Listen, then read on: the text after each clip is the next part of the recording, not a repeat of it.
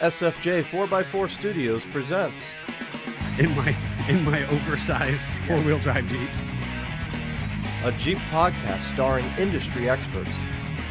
Pure monosity. What? Say that again. With mad scientist Scott Brown, Use my drill press as a sort of lathe. our host Neil Simpson, If one light goes out, they all go out. filled with shenanigans. We are really professional with Jeeps. This is I Speak Jeep. Afternoon, evening, wherever, however you are joining us. This is the I Speak Jeep podcast presented by SFJ4x4.com. My name is Neil of Simpson Family Jeeps. Is it though? It is absolutely Neil, Neil, Neal. It's really Neil, but you know what? So many years ago, I just gave up and I just let people spell it however the wind, the spirit moved them. Yes. And I'm joined in Grandma's Couch Studio with some dapper gentlemen. Mm-hmm. the mad scientist Scott Brown over there just And that producer guy over there, Jeff. Producer guy Jeff. Yep. And we are live. My name's Jeff. We are live just for on Davey. the Book of Faces and YouTube.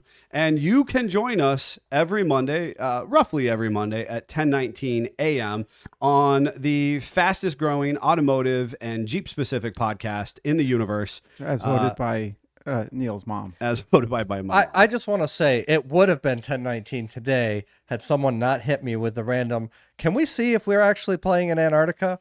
And I'm answering the question. I look back at the clock. I'm like, I gotta hit play. Listen, folks. That's a producer question. That is a producer question, one that I think the producer It is, should be but able he to timed answer. it. He timed it to. I had to answer during the last seconds Oh, before I I should know. make us live. So, I On mean, purpose. and because You of set you me up. guys, because of our listeners, because of our dedicated force that we are so thankful for and so much appreciation for, we are in 6 continents in 60 plus countries around the world. And that is because of you all. And so we thank you for that. But we are on the hunt, much as the grand 7 slots of our Jeep Starship. Doesn't look right with 6 slots. It doesn't look like right with 6 slots. We need 7. And so we are on the hunt for listenership in Antarctica. So Just need you to go down there and download a couple episodes and go play with the penguins. Whatever you need to do. whatever you need to do, go for a hike or sleep in the snow. Yeah. Anywho, we got a doozy of a podcast for you all today, and a program. And Jeffrey is fresh back from Las Vegas. Yeah. So if you recall, last week he left here and jumped on a plane and flew out to Vegas. Did a banger for a few days out there. Came back, finished out the week strong. And he's back, and we're going to be talking a little bit about that. What is SEMA? You might have heard us go there before, saw some of the footage, the coverage, and we're going to be talking about where do the builds go. Yeah. It's a 2-part series, right? 2-part series. So the first part we're going to talk about is SEMA this year versus the past, trends and reflections. Then we're going to go into next week. We're going to talk about the Jeep treasures off the beaten path and some of those museum finds and barn finds and stuff. Yeah, where do the builds go? I'm pretty excited about this. Kind of speaks to my heart light, if you will, as far as the automotive industry and obviously Jeeps specifically. So, Well, before we get into this topic, obviously it was a big event, SEMA and everything like that. But we have a really big event coming up right here at SFJ 4x4. So You're right. what is that? You're right. We've got a Christmas parade coming up. Yep. And it is Merry Grinchmas, as I understand, right. is the theme. The Grinch will be in attendance with us. Yeah, I heard the Grinch is going to show up. I don't think I'll be here, but No, we'll miss you and your family, and you'll obviously not get to enjoy the Grinch in the process. But yeah, but the Grinch will be here. The Grinch will be here.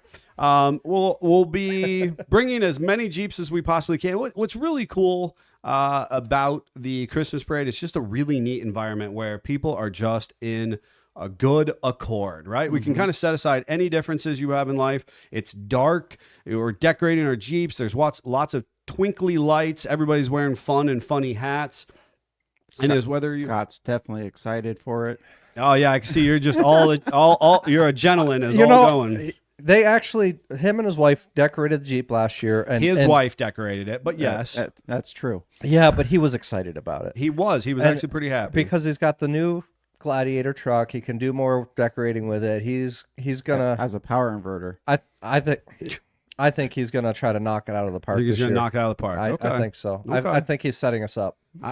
Possibly. I mean, I love how everybody comes back each year, and they kind of, want to plow back a little bit more into their Jeep, or they want to do absolutely nothing and just hang out with us and drink hot chocolate, and That's fine too. And that's fine too. So if you come in, we'll have the Christmas tree set up. We'll have music going.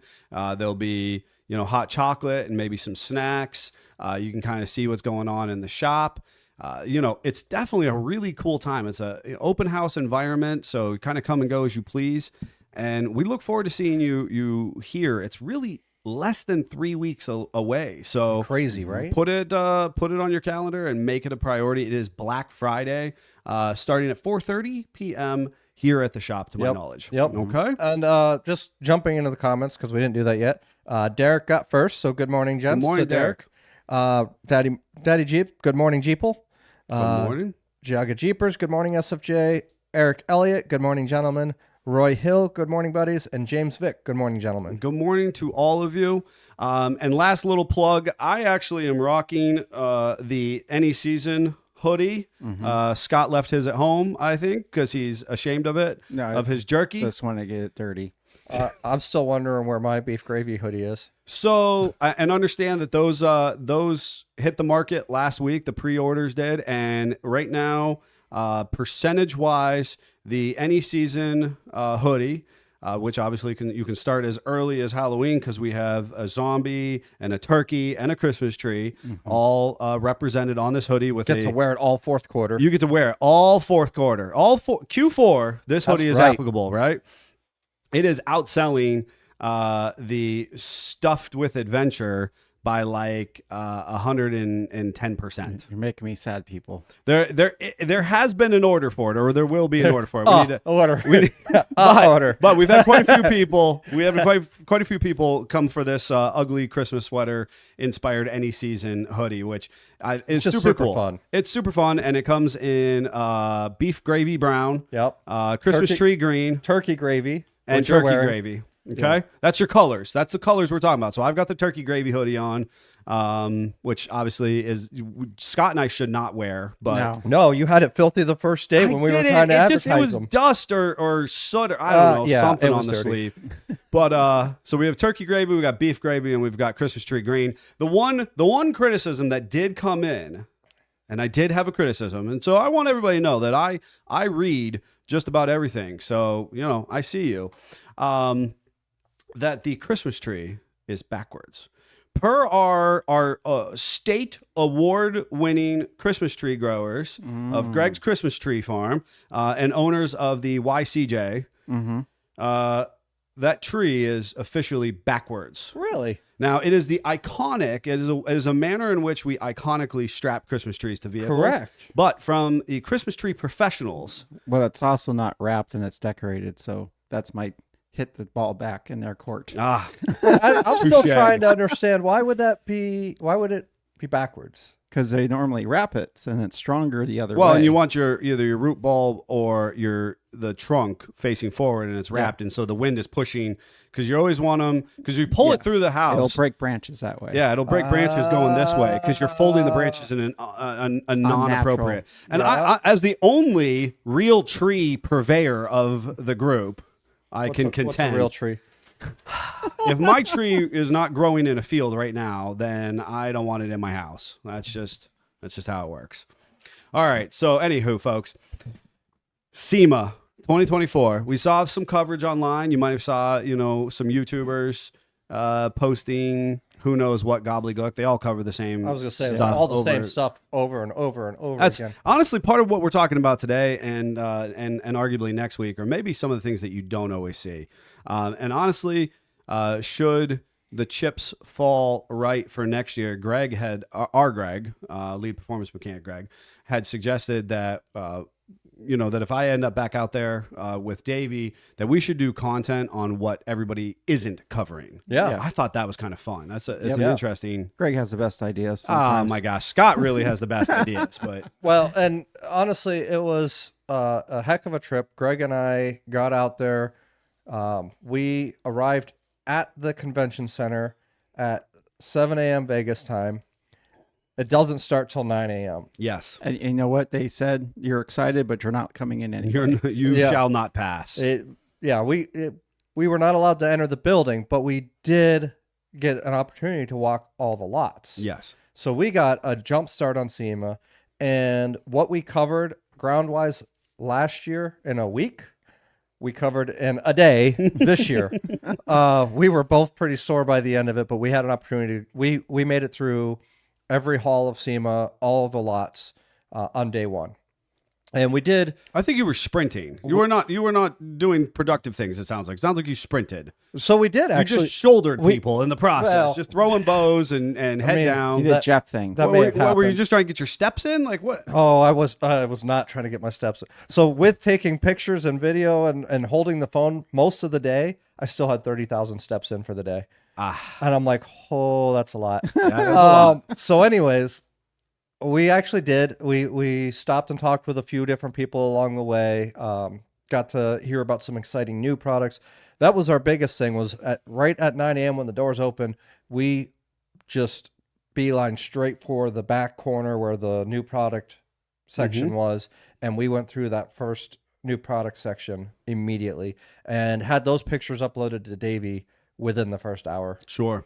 Well, and I was going to mention for folks who were, looking in from the outside or so, there was significant construction at the convention center grounds. And so It made it very challenging to figure out how to get into the areas that we normally go into. And as I understand it, it basically cut the outdoor space by 40 or 50% as far as On the North Hall section, it did for sure. Okay. Yeah, because it was the entrance.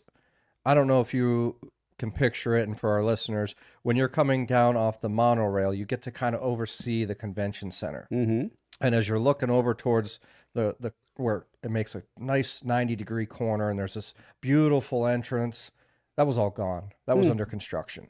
Wild. They had the walls pushed out, and there was a way around them to get in somewhere over there, but for the most part, we just used the other halls and walked through into it rather than dealing with the construction. The mistake that we made this year that it helped us get through everything is that we didn't wait in line for the loop on Monday. So Sure. we didn't take the Tesla loops underground, but that kind of hurt us for the next day because now our legs are more tired and we're trying to maintain that. And so day two, we actually went through. We got back to the convention center. We planned it a little better, so we got there right at 9 this time. And we had a specific goal of what we know we missed. We knew we missed the Toyos section, which is out back. I don't know if you remember that off the one little corridor. Sure. That's fine. You get that little carpeted walkway to it. So it was where the airbrush station was last year, if that helps you. So that was one of the areas we knew we had to get to, and there was another section that we really wanted to get back into and just double check with some of our suppliers that we haven't had a chance to talk to this trip. So then we went straight in at 9, went to Crown, talked with them for a little bit, went over to Dana, talked to them for a little bit. Nobody seemed to know how to get over to Apex with the shuttle. Everybody's like, oh, just take Uber or Lyft. A friend at Dana did tell us that there was a shuttle location that we could take. We went over to the shuttle, took that over to Apex. Everyone told me that Apex was going to be boring. Shame on all of you. I liked Apex. So I'm going to interrupt real quick and say that for those who are listening in who are automotive inspired, first of all, we're going to cover what is SEMA and why you should be of interest at all. But also, Apex is a secondary show which seems to be related to SEMA, right? And so for the average kind of bird's eye view, they are actually one and the same. The way that they booth, the way that they display, the nature of being in Las Vegas, the whole thing. Right? Apex is SEMA without all the cars. And that is ultimately, Apex is for the manufacturers and SEMA is for the retailers and installers. And it's kind of the easiest way to kind of break them down. If you're thinking about manufacturing a part in the near future, you're probably going to find a business represented at Apex. There will be some display vehicles, but not the display vehicles or the artwork that all of your traditional social media influencers get all giddy about and have represented at SEMA. I actually, and I think it just has to speak to our personalities, I really like Apex as well. Honestly, I think, and I could be wrong because I've never been to Apex before, but I feel like based on what everybody told me of Apex, that it's changed. That it is more oriented back to the retail side again and the service side, because they literally have a whole floor called Joe's Garage, and it's essentially a garage setup where they've got vehicles on lifts. You can go in and see the different equipment and decide if that equipment's good for your shop or not. The alignment racks, the body shop racks, all of it was all in there for you to actually see in action. So it, to me, was, yes, it's a manufacturing thing, but they tried to tailor it more towards everybody versus just manufacturers. Sure. I guess for me, I really like Apex because, and I'm going to say this, I think it cuts the crap a little bit. It does. As far as SEMA, there's a lot of ego over at SEMA. There's a lot of people who are, you know, rubbing elbows and playing politics of, as far as, you know, who knows who and who's doing what and name dropping. And, you know, there's some things, like there's a time and place for some of that, but I think the real work gets done over at Apex. And I would agree with just even the conversations I was listening in on and overhearing.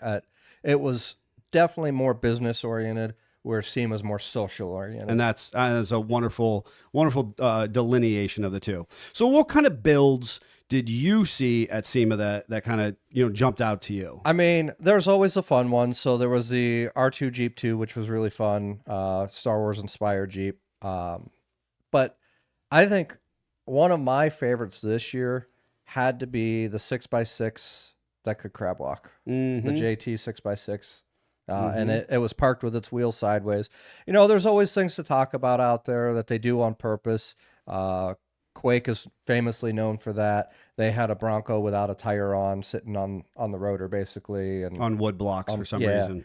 And for some reason, that's exactly it. They wanted people to take pictures. They did a great job. They had the blackout graphics on it, so you, as you're walking by, you don't actually see who it is. You're snapping pictures, and then later people are looking at the graphics in the pictures and going, "Oh, what's Quake doing with that there?" So it was well done. They did exactly what they wanted. They got people to take photos and stop and ask. Sure. And I think that's, you know, if this is your first time tuning in and you're maybe not, you know, exactly sure, I will take a moment to kind of explain that SEMA is the Specialty Equipment Manufacturers Association. And it is, or was specifically, a show that was intended to be I don't want to say closed to the public, but it is closed to the public, but it is to support aftermarket businesses, right? So it is not an auto manufacturer's show. It is not the traveling shows that, you know, that the primary, you know, starship, mothership auto manufacturers put on at all the local urban cities where you go and see all the new vehicle releases. This is about, you know, how you modify your vehicle after it's been built to factory specifications. Yeah. And, you know, some years ago, you know, the event was meant to make people talk, right? I mean, it's literally how it, you know, how it kind of came to fruition. It generates buzz. And it generates buzz. They put some of those most unique talking pieces outside where the general public can see them. Sure. But then they hide some of the really cool and really detail-oriented ones inside, the kind that you have to really look close and start dissecting what was actually done to understand how good of a build it is. Sure. Yeah, and I think that that's what's, you know, fun about it is it's really intended to be a comprehensive look in at the auto market and, you know, what possibilities exist. And they use the vehicles as a platform or as the canvas to, you know, kind of share with people what can be done with the vehicles. Now, Is it always perfect? No. There was a era of what they like to call the Bluetooth drive shafts. And they're still there. And there was the SEMA fails. There was a number of pages dedicated to because it was originally touted for these premier builders or premier build-offs to attend and showcase what they're capable of with some of the premier products available in the aftermarket. And it's so funny too, because like talking about some of those things, you can tell when a vehicle didn't drive into its place. Sure. There was a couple where it still had the brand new tire stickers on it and had this much dirt where they just kind of shoved it back just a little bit after they dropped it off the trailer. Sure. And it's like, this thing is not functional. Sure. Yeah. And I think that Scott can agree with me. I mean, we grew up, reading through all the different rags that were available because SEMA's been around 60s or 70s, if I recall. And I have some friends who attended in the 80s and 90s. It was very, very much geared towards the hot rod, the go fast market. 4x4s really didn't get involved until honestly just within the last 10 to 15 years. Yeah, it was more of an afterthought almost of the aftermarket of the 4x4. And because I do producer things, I had to fact check what our actual date was because I was curious. When did you say you thought SEMA was founded? I thought like 68 to, I'm going to go with 68. All right. Scott, you want to venture a guess? I'll say 74. 63 was when it was founded. Wow. Okay. The first SEMA show was held in, wait for it, 67. Okay. You were spot on. Yeah. With 68, that's a heck of a guess. Yeah, it's one of those rabbit holes I've fallen down before. I'm pretty interested in SEMA as a whole. Like if you just kind of like if you were to ask me, where kind of my interest lies and whatnot, that's part of the market that I kind of care about. So I have looked somewhat into it, and the thing is, it was nothing what it is now, right? Right. The original intention is similar, that we want to create talking points. So we wanted to create a car show that was just for industry insiders, showing off what they can do, versus your local meet and greets. Now, you kind of talked about it started off more of the hot rod scene, and it's slowly grown into the off-road market more. Still not about the off-road market, but it's definitely more so. One of the things that is really fun is to pick out what's the trend of the year and try to guess the trend as early as possible. This year, we were able to figure out that trend within the first 5 minutes of being there. I think it's so funny that, I honestly didn't see this coming. So I thought it was interesting that you guys, that this was your feedback. It blew us away, honestly. So this year's theme was Cybertrucks. And this is an unofficial theme, folks. There's no actual... This is not actually a theme. But so we recognize from going there over the years, especially you and Greg, and then me just last year alone, seeing the trend last year and then seeing it immediately this year. Last year's trend was the Broncos. It was the year of the Broncos. This year was Cybertrucks, and they literally were everywhere. I didn't even know that so many Cybertrucks existed. Right? It was incredible. And I think the trucks are ugly, so I think I picked up on it right away because as we're walking through, I'm like, oh, look, a Cybertruck. Oh, look, another. Why are there so many of these stupid Cybertrucks everywhere? And they actually did have some really, really fun themed ones. They had a cop one there that was all decked out with the lights hidden in it, and they had the lights going, of course. But spectacular designs on these.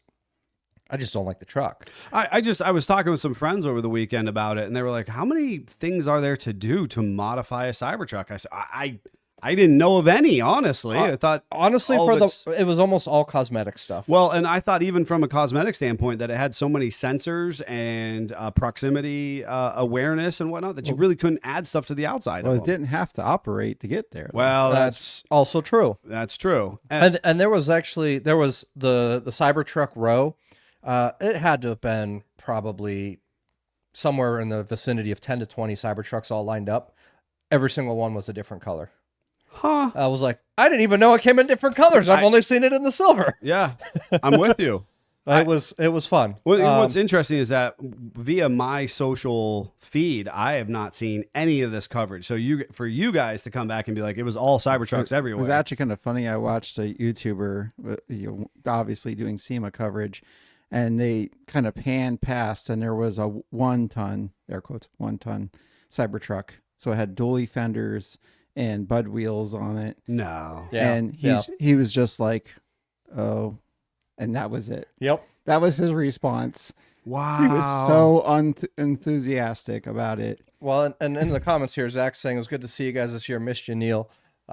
He was Monday, or Tuesday when we were there. He was swamped. Yeah. And That's what you're saying. I honestly felt bad for how busy he was with no help. I mean, he was eating cold lunch by the time we got there. Yeah. And that was while talking to other people. So It can be a fast-paced environment, to say the least. You know?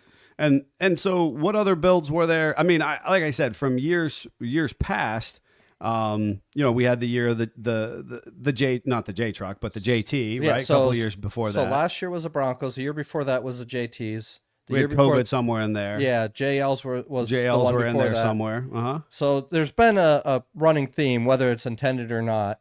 And this year, I think it's all about, kind of bringing something either really fresh to the market, and so like standing out, or honestly showing that, I don't want to say that you fit in, but the idea that that you're among this upper echelon, right? Because I mean, we're talking about Cybertrucks. That's not cheap stuff, No. right? no, those are And even when the JTs came out, they were going out and they were buying top end packages. even Zach saying Cybertrucks everywhere. Right.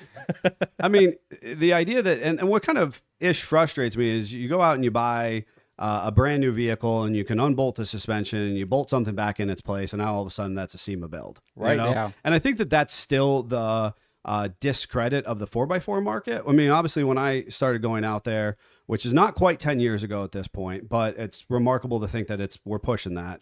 That the 4x4 section was this kind of back corner of a second floor hall that, I mean, it was almost like, it's pitiful to think about where we started as an industry, and our hall continued to grow and started to push outside, and that was really remarkable. And then overlanding actually got its own space because it became so popular. Yep. And it's been interesting to see how the industry has ebbed and flowed. I think At this point, the off-road industry owns the West Hall. right. I think and that is huge. I think it's exploded in that sense. But the discredit to the off-road industry is a lot of these companies, they're just happy if you've bolted on their products on a Jeep or a vehicle that is currently relevant. Yep. Whereas the hot rod market is still doing these spectacular artwork pieces, Totally a one-off custom kind of stuff. custom one-off stuff. yeah. And those are the builds that have always kind of garnered my attention. I have an appreciation for them. Yep. I'm amazed. I've met a couple builders over the years who actually, they're local to the area, and so they actually just keep bringing back the same vehicle year after year, which is also fascinating to me. Because they were like, yeah, well, this part wasn't done last year and this wasn't done, and I added these fenders and I put a turbo on this engine, and I'm like, there's a lot of stuff in our industry where it's like it's one and done. Among the off-road industry, it's like, well, if we saw that, Jeep or truck or Bronco or whatever, well, that was last year and we don't ever get to use it again. Whereas I've talked to a number of people in the hot rod of the go fast industry, it's the same vehicle showing back up, and they've modified it. They've done some stuff. They did some land speed. What's the next level that they took it to, And I'm very fascinated because there still appears to be a disconnect between the expectations of the 4x4 market and in the hot rod go fast market. Yep. Is there anything that from your coverage that you saw, Scott, that the builds that stuck out to you? I have a build that makes my eye twitch, but then at the same time I can appreciate the build.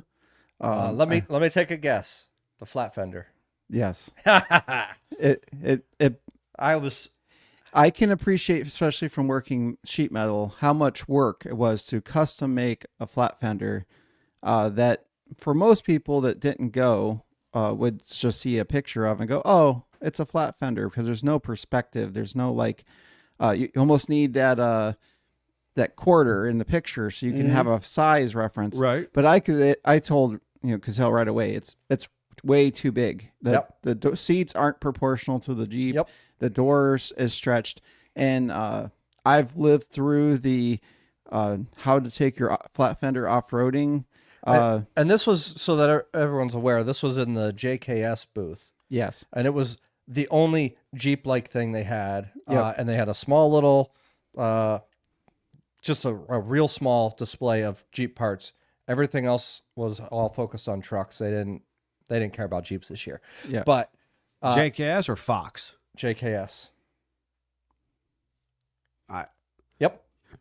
Interesting, because JKS has never had their own booth, so Well, I didn't follow their coverage. Sport truck JKS. So the section of JKS was in Sport Truck's booth. Interesting. Okay. And then Fox was actually its own booth, diagonal from that. Okay.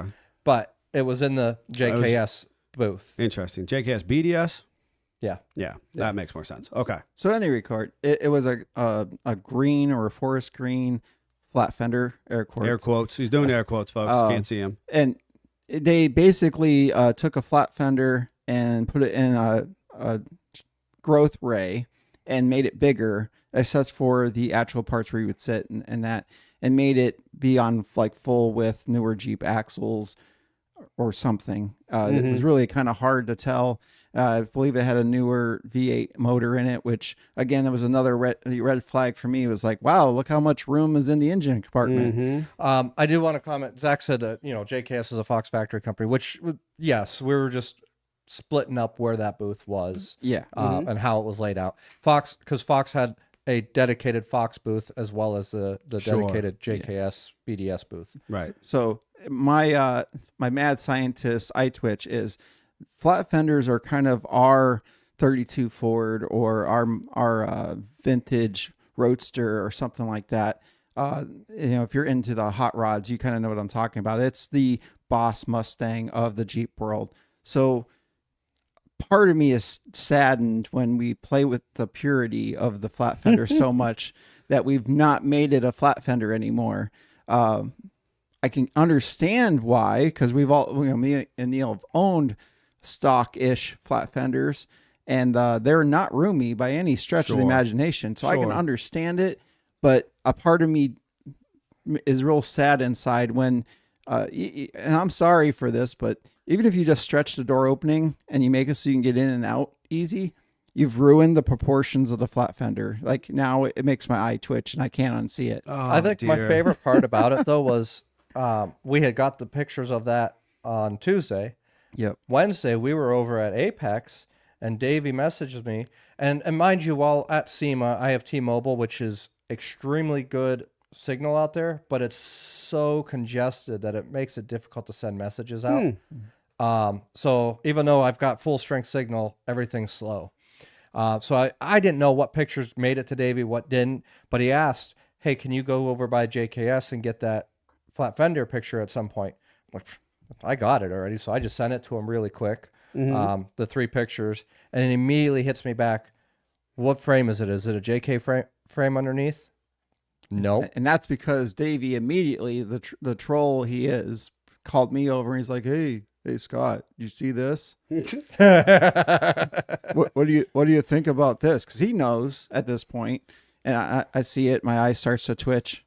Oh, I see it's got a newer suspension. Like, well, Davey, what frame is it on?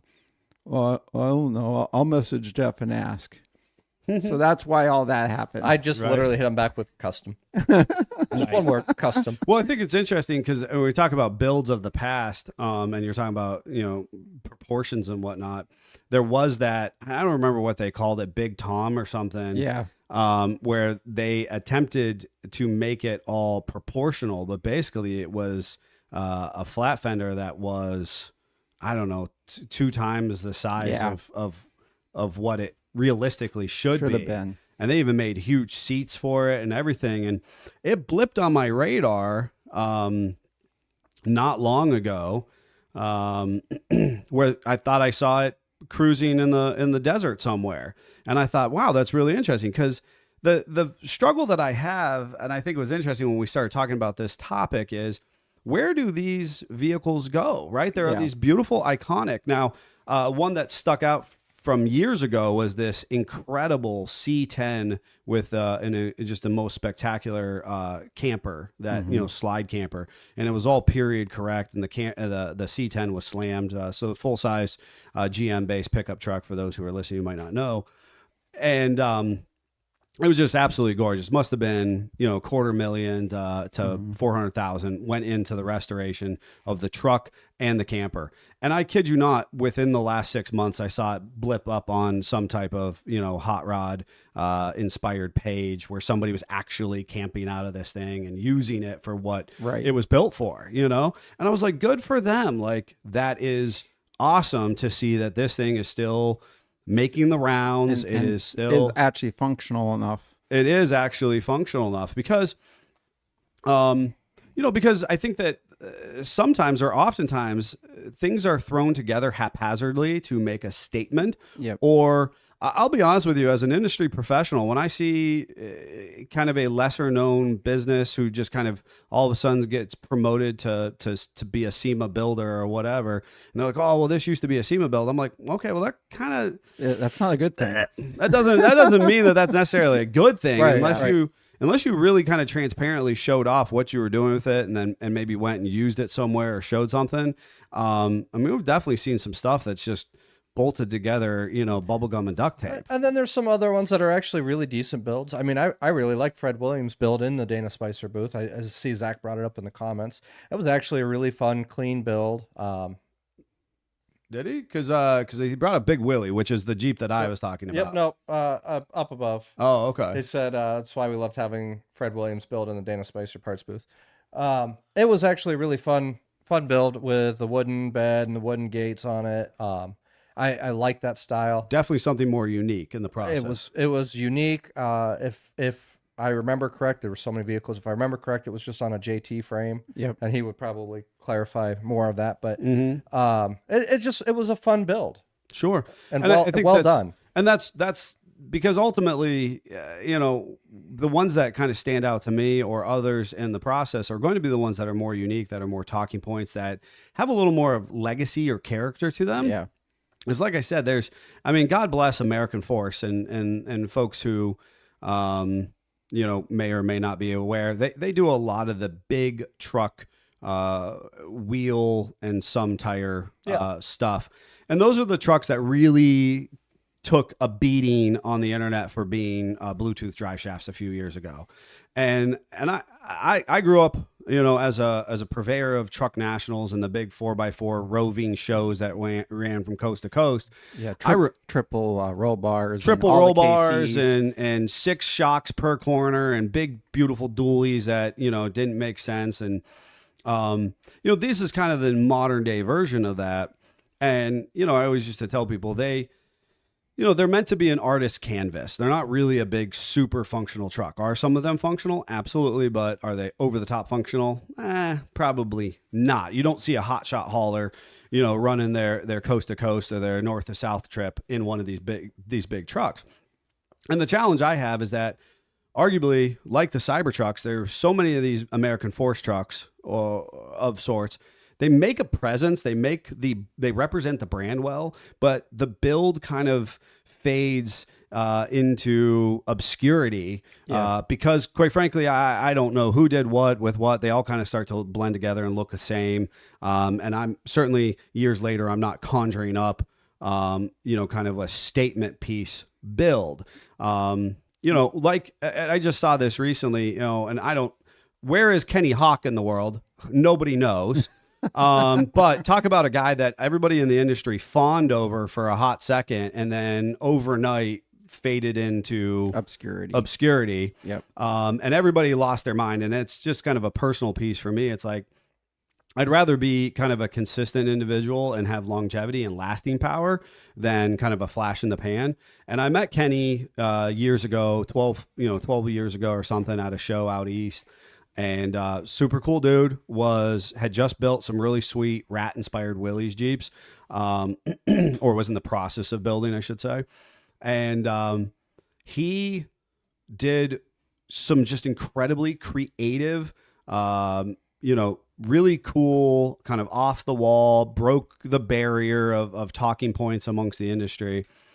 And, you know, I kind of applaud him for that. And he did very well for himself for a while and got notoriety as a premier builder for a period there.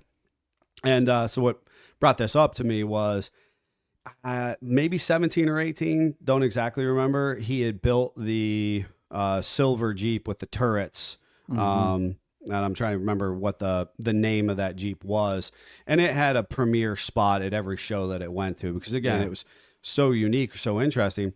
But I thought it was interesting because it was actually built out of a, air quotes, Gen 1 JK, which, you know, most people at this point in time are not building, right? They're not building a 7 to 10 JK for any type of premier build. But of course, it was market relevant at that time. Yeah, and it was different, so it caught people's attention. But, you know, that kind of something we've talked about. The build basically had a year, maybe 2 at the most, that it was relevant. And then after that, it was kind of like, okay, that's old hat. I still remember when he put it up for sale and everybody was like, well, what do we do with this now? Like, why, like you're selling it? Well, because then, and ultimately next week, we're going to talk about why do you do that? What happens? Because he put it up for sale at a time. And I know that this number doesn't sound outrageous at this point, but it was like 60 to 80,000. Yeah. It was heavily modified and it had some cool aftermarket stuff going on. But it was an art piece more so. And so what do you do with that art piece? Do you go wheel it? Do you do, you know, do you set it in a museum? Do you go to the hayfield and run back and forth with hay bales and tools to fix your farm equipment? You know, like that's such an interesting, concept that kind of not everybody thinks about. We see the American Force trucks in the booth and it hammers home the namesake of the brand. But then what do you do with that vehicle after the show? After they shut the lights off and everything gets loaded back up on the trailers, what do you do with it?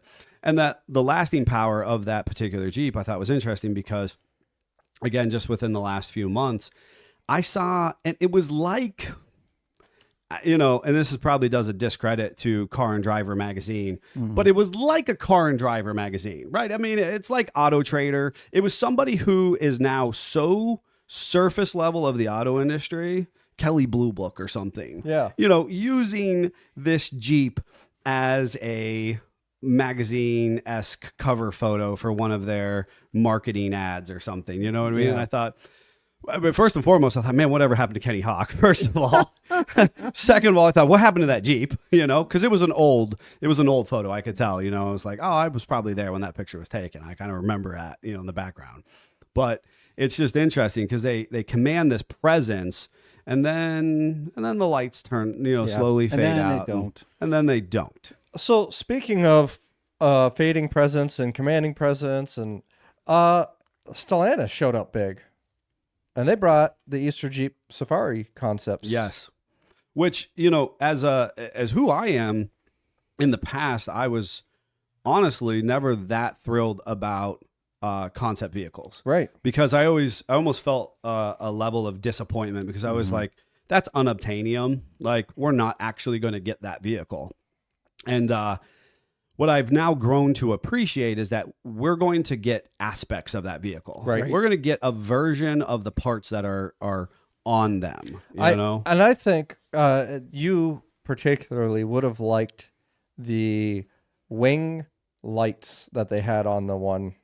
Yeah. It was across the windshield. It was a light bar of sorts, but it had these folding lights that you could literally aim different areas or point forward built onto it. And I feel like you would appreciate that. And some of our overland customers would really like something like that. It was a concept part, probably will never exist. Well, but the idea behind it was kind of fun, that it was a movable light bar of sorts. Yeah, well, you know what, to credit you know, the mothership and her subsidiaries of Ram and you know, some Dodge and Jeep, what they have done as far as the progression of what I'll call Mopar Underground through the concept vehicles, and obviously I have a YouTube video out there on the concept vehicles themselves and when and how we started seeing those vehicles materialize at Easter Jeep Safari specifically. They kind of have this pattern of how they release and tease us as an industry. There is a consistent pattern of them making product eventually available to us. And I think the refined nature of the product that is initially available from Mopar Performance and whatever kind of they identify, historically over the last 15 years or so. The biggest thing I have to tell people who are listening is that if you like a product that is provided, that you see at one of these events, that then finally does kind of make it to your local dealership or your aftermarket option from the mothership, that's probably only going to be available for about a year and a half. They run really, really limited production runs. Yeah. That's what history has shown me for some of these concept-inspired parts that actually do come to fruition. We've talked about several different builds. I think what we need to do is have Davey, when he puts this on YouTube, put the pictures of the builds on it as part of his editing process that we talked about, so our listeners can actually go and find it on YouTube, Sure, and see what those builds look like that we're talking about. Because there was a Wagoneer that was one of the builds, a Wagoneer, like an Overland inspired Wagoneer. Yeah. And then there was a beautiful red. Was that a JL inspired one or was it straight concept? I don't know. He did a nice post, a picture that you had shared with him. He did a nice post and got people riled up on the color, I think. Well, that's without going back through. I mean, there were so many vehicles, but I believe this is the one you're talking about on picture here, and we'll make sure to put this on air for our viewers later to go back and find. Yes, yeah, that's a doozy. God, is that gorgeous? Yeah, there's just some really fun, and that's a really nice red. They did a great job. Matter of fact, is that the one? No, that's not the one that had. Well, yeah, there. Jeep, and I guess Stellantis as a whole. There's your wing lights. Oh yeah, that's interesting.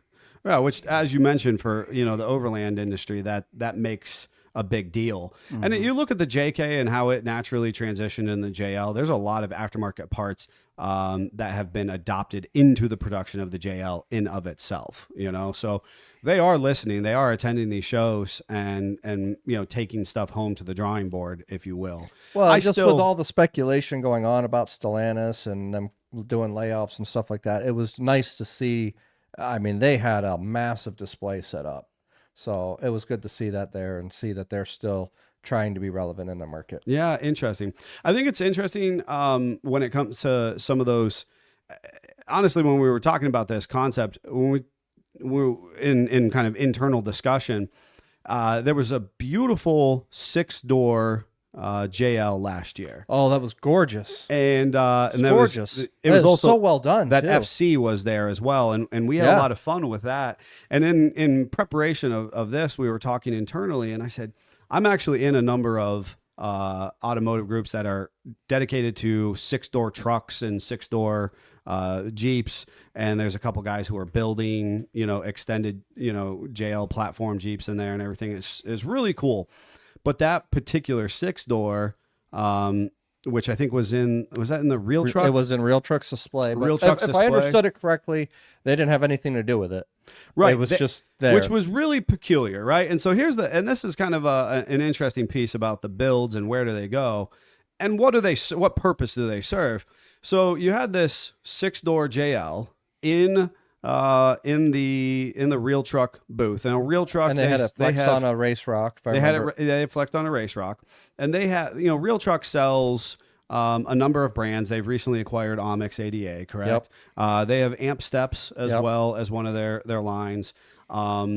I don't remember who else they have off the top of my head. They have a lot. They have a ton of lines, right? And some of those lines I don't think were under them last year at SEMA, but were in their booth sharing space, and I think that they just kind of acquired them since part of their acquisition. Of that. But here's the thing, and this is a peculiar issue that I suppose I take a little bit of exception with some of these shows and how they're done, is that particular Jeep was displayed in their booth, and yet when you spoke to any of the salespeople or the informational people there who were available, none of them knew anything about the Jeep. No. They didn't know where it came from. They didn't know anything more than the placard that was written on it. Correct. Right? And I thought that was funny, and I'm not surprised by that now because I hear more and more from reps, who are not able. They're like, somebody in marketing got this vehicle put in our booth. And it's like, okay, well, that's cool. And I mean, it happened to even some of our good friends out there. Correct. Where we're in there booth looking over, and we're telling them more about the vehicle than they even know. yeah, they're like, yeah, we didn't even know if there's any of our parts on this. Right. That literally happened this year. That exact conversation. Yeah, I know, which is wild. And so, we're drooling over the Real Truck booth, which had, had this FC in it, and it had that 6-door. Now, here's the thing. I'm just focused on the 6-door. I'm in this group, and they find all the 6-doors across the country. There's guys like running down the highway and taking pictures of these extended vehicles, and you can pretty well, I mean, I'm not saying it's the most comprehensive group but this is a pretty small niche market, you know? And it's like, where did that Jeep go? And Greg's response was, dude, that's probably in the Middle East sitting in a garage right now. Yep. Yeah. And that is a fascinating, and because he's probably correct, because as I had already brought up some past builders, it is my understanding that when you get to a particular level, there are a number of vehicles that are just built here stateside that eventually just land on a shipping container and head overseas. Yep.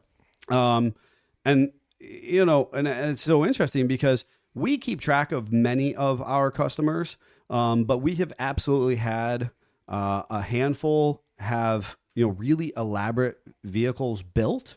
Well, and there's going to be one that we're going to talk about next week, and I'm just going to tease that it was a find. I'm not even going to say where, and then it was a Mecum sale X number of times. Sure. So that's a teaser for next week. Sure. We'll get into that. And it's just interesting because We don't know where it went after that last correct. one. And the white, 6-door, nobody knows. First of all, nobody could tell us anything about it at the show. Right. And then from there, very mysterious. Where did it go? And it reminds me of a particular Jeep that was built, and I understand it was at SEMA in 12.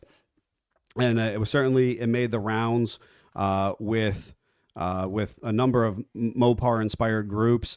And it was either 10, it was somewhere between 10 and 12, I should say.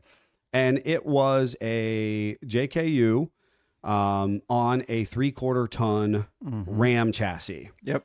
And it had a flatbed, and I absolutely fell in love with it. That sounds fun. And it was a diesel, right? As they all should be. And it was just, it was awesome. And so I actually knew this was built, I don't want to say as a concept vehicle, because it wasn't a concept vehicle. It was a Mopar underground build of that time. And it was meant to kind of be a showcase build that drew people's attention in. And I remember being at a number of shows, and it ran like a new diesel. It had, 3/4 ton or 1 ton inspired running gear underneath of it, which, if you know anything about the Dodge platform, they actually 1 ton and 3/4 ton axles of that vintage are actually the same. It's just you have a dually adapter or not.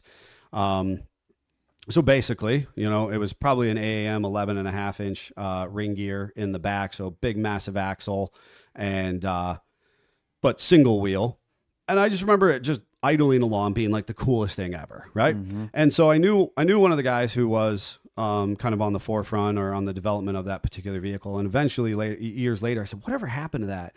And he was like, you know what? Honestly, I think that a friend of one of the engineers who worked on it bought it, and it is actually pulling horse trailers in Montana right now.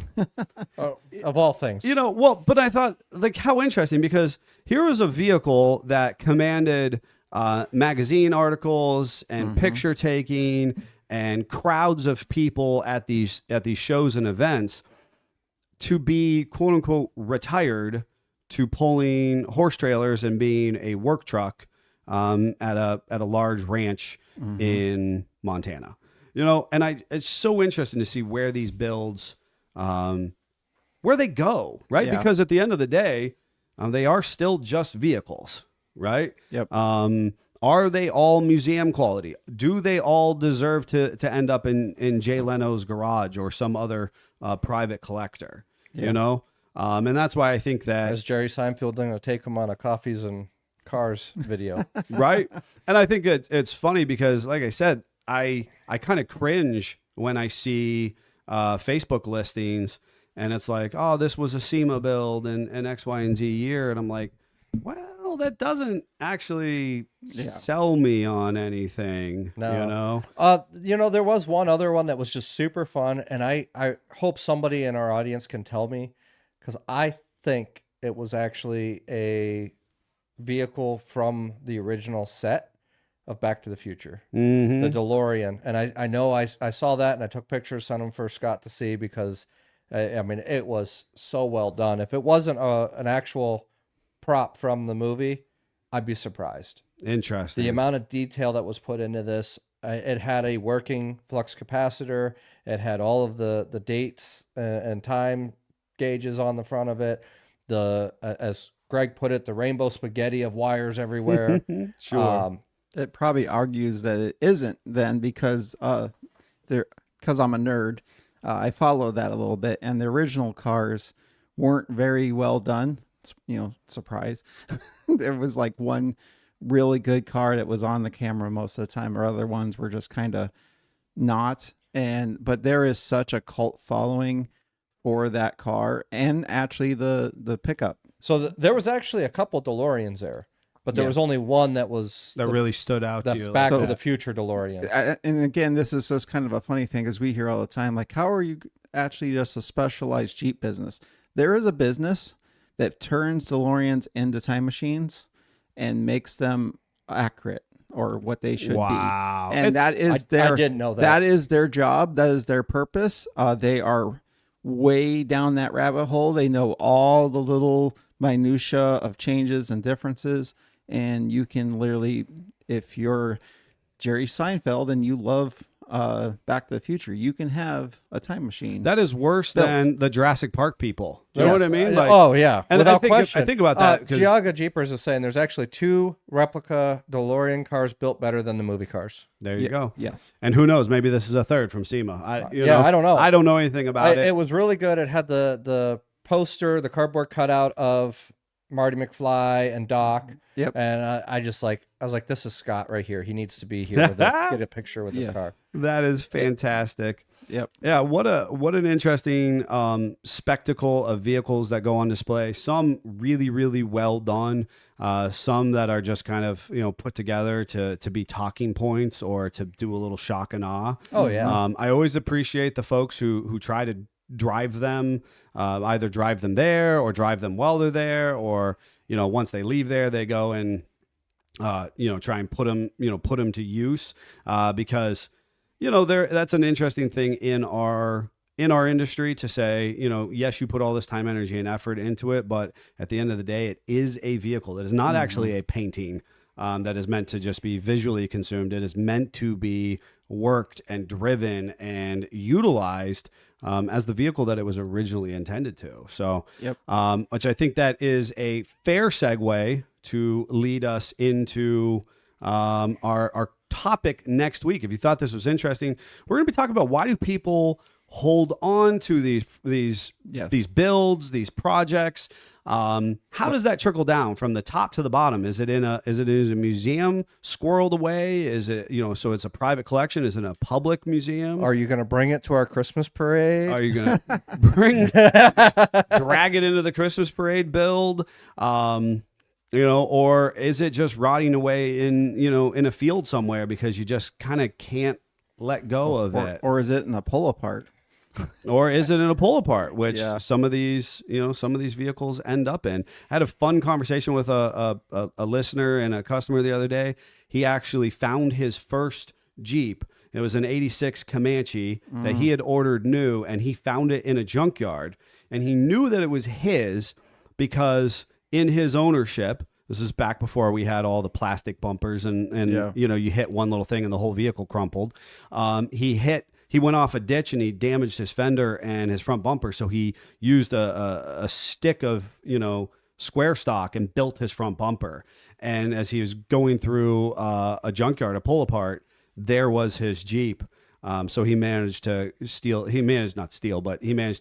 acquire his horn button and maybe the part of the dashboard or something. A couple little things that were iconic to him in the process. Kind of neat, Yeah. But you'll have to look forward to more stories about the builds and what they mean to you and to us next week you'll tune in and be part of that, hopefully. And we continue that countdown to the Christmas parade and the jerky stuffed with adventure hoodie and the adventure awaits or season of adventure anytime hoodies. The battle rages on between them. Yes. So get those orders in, either turkey gravy, beef gravy, or Christmas tree green in the process. You can have your choice, your size, and your logo for $49.95. You just have to message our Facebook page or over to our contact form on the website. And go Team Jerky, make mad scientists happy. No. Until then, Jeep on. Jeep on. Jeep on.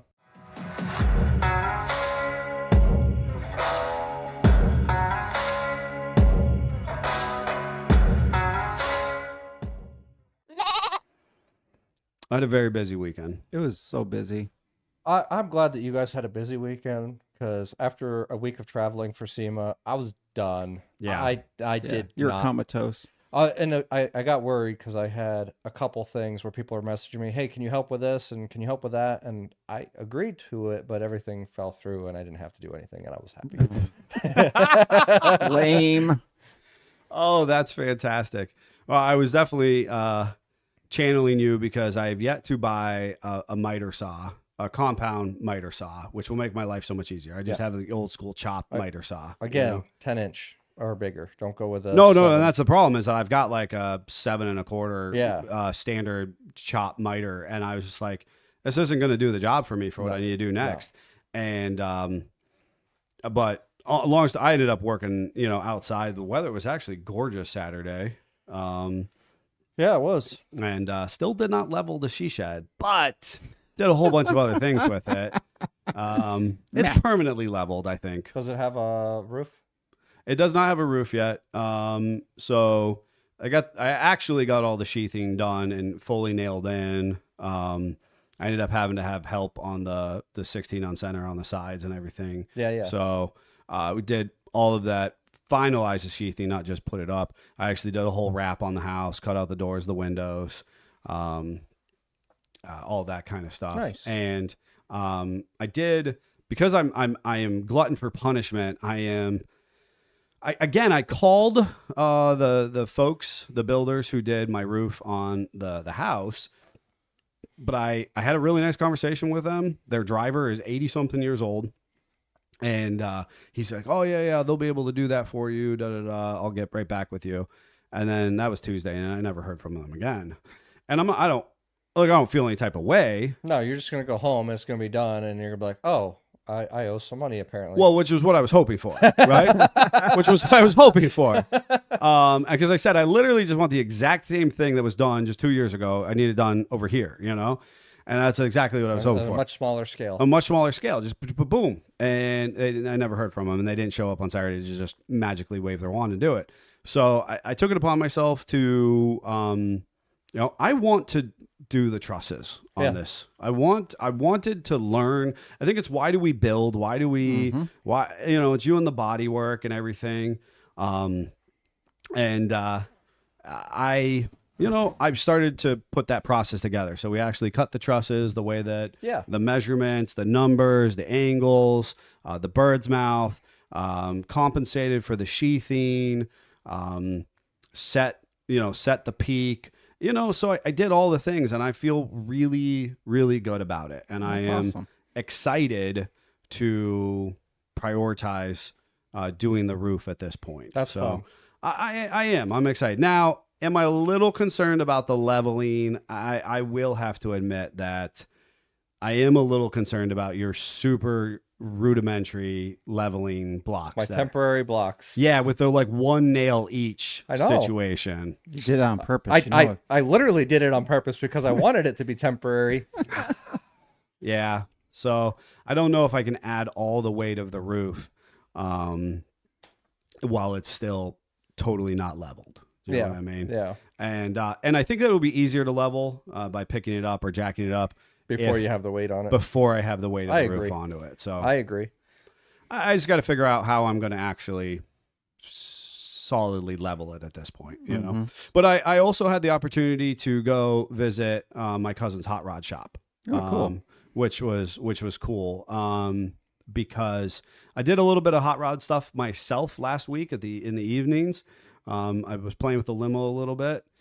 Discovered something really unique that I have put out to my other old school fat body Cadillac guys, and come to find out they actually made special wheels just for my car. Oh. So it literally says limo only on them. So you can't actually just switch them out like you were hoping. Correct. Yeah. And I'm trying to find out why. So I've put it out to the hive mind of the internet to go, does anybody have any experience as to what makes these limo only wheels?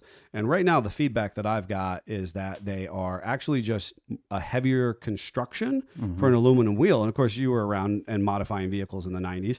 Aluminum wheels weren't awesome then. No. They were actually known for bending and breaking and cracking and other types of things. But it is actually something I was exposed to. Another shop, they were working on a slightly newer limo in hearse than yours, but it's still Cadillac base. And it was actually 8-lug. Yeah. It had, but it was a Cadillac wheel. Like you would never walk up to and go, oh, that's a 1-ton suspension car. Sure. But then you pop the cab cap off and suddenly there's 8 lug nuts sticking back at you. Right, which is so fascinating. And like I said, for me, to find this limo only, I mean, it's actually cast into the wheel and everything. So I genuinely believe that I was under the impression that maybe it was because the hub bore was bigger, so a bigger hub assembly, for the reason you're talking about. But we'll see. So I did that, and then like I said, so my cousin has put together a little hot rod shop, and he's obviously helped out here in the very beginning or the years ago and helped me do some cool stuff. And now he's really pushing forward into his hot rod builds and hot rod endeavors. So I got to kind of check out his space, and it's kind of fun seeing that organic excitement again, you know, because I was there. I know exactly what it feels like. Yeah. And it's kind of neat because he actually has a gantry crane entirely made out of 2x8s. 2x8, 2-inch by 8-inch tall by however long. And then he's got them sandwiched together so that then they end up being 3 or 4 deep. And he's got them all interlocked. And I just thought, man, that is the ingenuity of somebody who is trying to get stuff done. Yeah. Yep. They're not leaving the limitations of finances and going, hey, I have wood, I have bolts, I have casters. Yep. I just need, I can put some steel plate together to make it kind of swing here or there instead of trying to like save up the money for a couple grand. Hey, I just need this gantry crane to work in the here and now. Yep. Yeah. Pretty solid little machine there. It's kind of neat. Just in the comments, Daddy Jeep said put the limo on a set of Super Duty axles. You know what? Everybody has mentioned that to me. Yeah. Everybody wants to see me lift it, and everything I have ever owned in my life has been, like, for the most part, 4-wheel drive or lifted or regular suspension. I want to go fast or faster and not in a 4-wheel drive application or slam something to the ground. I've never done it myself, and I kind of want to bag something, and I think bagging the limo would be really cool, and that's where I struggle. I also struggle because it's much rougher than I had anticipated. Always. But I found one in Harbor Creek, which is rust free and low miles. Oh boy. Oh boy. Oh boy. Here we go. So, anyways, what you said you had a busy weekend too, Scott. What did you do? Well, so Friday was my daughter's 8th birthday. Yes, so it was. that was Happy birthday, Evelyn. That was Speaking of, busy. your birthday's coming up too. It is. Oh yeah. Yeah. So we went and had, my wife made this beautiful cake. It's always funny because she's like, oh, I can't do this or I'm not crafty. And then poof, this magic looking cake with chocolate drizzle and strawberry marshmallow topping and raspberry filling. Oh, I got inside real hungry. Right. was all poofed out of Where's our taste test? from like Yeah, 2 I o'clock. feel like that should have been a taste test. There was none left. Okay, well, I can Scott ate understand. it all. Yeah, right. I can. No, I understand did why. not eat it all. But then she, of course, had to get Blue Moon ice cream and chocolate. Blue Moon's was more for me and my wife. Blue Moon. That's, I was gonna say that's not why. Yeah, that's your ice cream. Yeah. Well, we were excited because you can get it at Walmart now. So Were you guys? Was it a mutual celebration? Were you kind of doing a you No. and everything? no, Okay. it was all letting her have her day. Except for her ice except cream. for the ice cream. And well, she got chocolate. She was perfectly happy. All right, She was that's fine. perfectly fine. So she got all the Barbie, a small army of Barbie stuff. Nice. So she was all excited about that. And she got an axolotl that makes all kinds of noise. And I'm like 6 months into even knowing what an axolotl is. Isn't that like a type of lizard? I thought it was Sort a of. little Furby thing. But she's all about them. So that was pretty cool. What? So what is it? It kind of looks like a salamander. Like a real life animal, though. Well, no, she got a toy axolotl Oh, okay. that I makes thought- noise. I can't wait for the Brown household to kind of No. transition into the homestead that the Shiramonte household is and their small farm. So, and then Saturday I had work here. I worked on a fender for a project. Kind of on the Discord you'll see some more of that progress coming up soon. And then I offered Jeff this time, but he declined because he's scared of a certain board. That's not. So we went to with a couple friends to Erie, showed them a couple shops, and then we had dinner at Pamani Brothers. which- Permani? Oh, I Permani. love it. That was He You asked know me how what? to spell Permani He got- Brothers, he- and it was he had hilarious. such a good show today, and then he just made sure to bring that up right at the Yeah, end. yeah. And there was What did you lots get? What did you get at of Permani? cheeseburger. That's what I always get. Are you kidding me? You are the worst human being At alive. Permani Brothers, you got a cheeseburger. Their cheeseburger is the most delicious cheeseburger. That's what I always get. I love it there. And there was lots They of do one thing. They do a sandwich that's Yeah. like a salad and a sandwich and a whole plate in one. You were fistful. so excited that I went to the substation on the way back with Greg, I was. and you didn't even get a sandwich from Permani Brothers. I did. It was called a cheeseburger. That's not a sandwich. The worst. You're the worst human being. wow. And there was lots of college golfing going on while we were there. He's talking about football, isn't he? Yes. He's trying to make a. He's, Yeah, he's trying he's to. trying to make a football reference. So, and then Sunday was just a I- relax at home day. Remember that time we were friends oh. with him? No. Other, I don't. if you're on the Discord, you got to see, I actually went over to my brother's and got the entirety of my dad's book collection because he was tired of storing it. So I filled the bed of my truck Oh my! with milk crates. So I could primarily get 2 books, which I brought in. He brought 200 home instead. Yeah, he basically, if you're getting that book, you're getting them all. So that he just filled my truck. But if you're on the Discord, you got to see some really cool pictures, and it was really awesome to see the Loden green that Ryan's Jeep is in there. The original brown is in there. The orange that a couple other people's Jeeps is in there. It's really cool to have the factory color chips. So Yeah, That's fun. I love that old literature, and I have a bunch of it stored here on site, and I'm like, man, one of these days, I keep thinking like we'll have this like little library, you know Yeah. what I mean? I don't know if anybody will ever want it or need it or use it. I I've been in will. so many guys different, and we'll probably talk about this next week, but I've been so many of these other characters who have bought out dealerships or they've bought out stuff, and I've been into their barns and their garages, and they have walls of factory service manuals or factory paint chips or aftermarket parts manuals, and I'm just like, that is the coolest thing to me, and especially when you're doing high quality restorations or wanting to educate yourself and kind of be better in the industry. Yep. I'm like, that's the stuff that separates the haves and the have-nots. Yes. And well, it's like the paint chips, there's Yeah. literally the codes in there and that kind of stuff. So that's just not out everywhere anymore for information. But my challenge is like, how do we preserve it? How do we use it? And I mean, the problem is, I've talked to a number of other garage owners. That's a lot of real estate in the process. Well, the first step is just to not let it get thrown away and not let it be in a leaky or drafty attic anymore, Right. and go from there. Yeah. Well, and one of the things for me, even though it was a restful weekend, the thing that I did get to do, and you're going to appreciate, is my parents actually commissioned me to build them a overhang off the back of their house Nice. for the winter season and stuff. But they had an old gazebo style metal one Okay. that they bought last year, spent $1,000 on it. Yes. They anchored it well. The wind took it and destroyed it. You know what? So I said, I'm going to build you something a little bit more durable. Yes.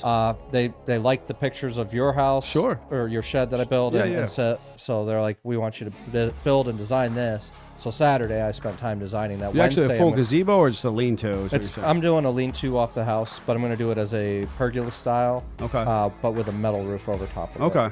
Yeah, I've been channeling them because I'm so tempted. I keep thinking I'm going to do like a deck or a platform opposite the shed and put one of those metal pieces, but I keep channeling your parents in the process. I'm like, I could put $1,000 in that, or I could buy construction materials for that same price and have the whole thing done. Yeah. So the gazebo that they had spent $1,000 on, this is going to be $500 plus a little bit of tax. I know, that's what I'm saying. It's a half the price, and this is with concrete to anchor it into the ground, so it's not going anywhere.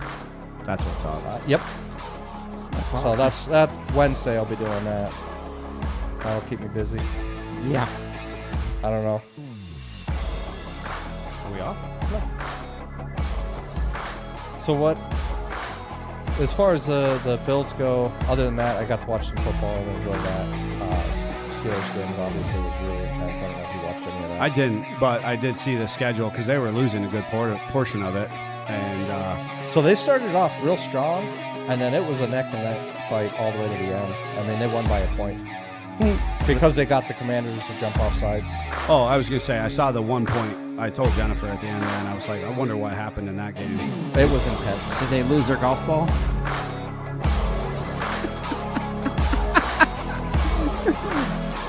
Isn't that no Steelers time?